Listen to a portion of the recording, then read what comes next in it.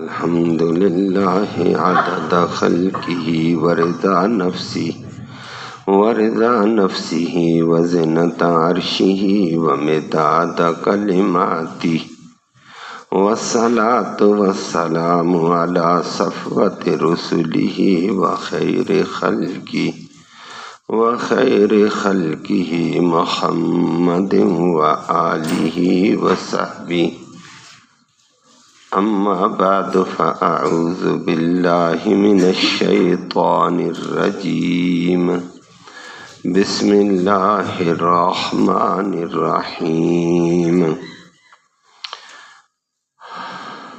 هو الذی یریکم البرق خوفا وطمعا وینشئ السحاب الثقال وَيُسَبِّحُ الرَّعْدُ بِحَمْدِهِ وَالْمَلَائِكَةُ مِنْ خِيفَتِهِ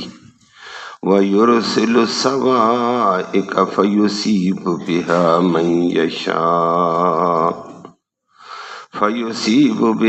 مَنْ يَشَاءُ وَهُمْ يُجَادِلُونَ فِي اللَّهِ وَهُوَ شَدِيدُ الْمِحَالِ لَهُ دَعْوَةُ الْحَقِّ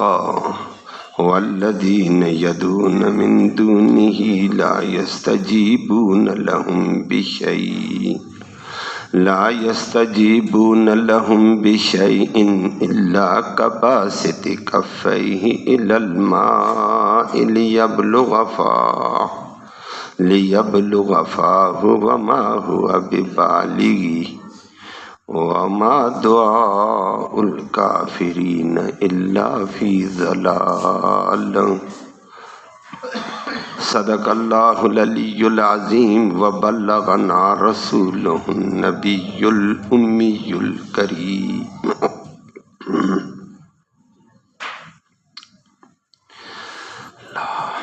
قابل صد تکریم معزز سامعین کرام، ان آیات کریمہ میں اللہ کی عظیم قدرت اور طاقت کو بیان کیا۔ پہلی آیت میں بھی بتا دیا تھا ضابطے کے طور پر کہ اللہ رب العالمین کسی قوم کے حال کو نہیں بدلتا جب تک قوم کو خود اپنی حالت کا بدلنا، اپنی نیتوں کا صحیح ہونا، اپنے اعمال کا صحیح ہونا نہ ہو، بلکہ اللہ کا عذاب آ جائے اس کو کوئی ٹال بھی نہیں سکتا ہے جتنا کوئی زور لگا دے۔ آج اللہ کریم نے فرمایا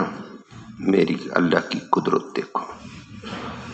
یہ تمہیں بجلی کی چمک نظر آتی ہے،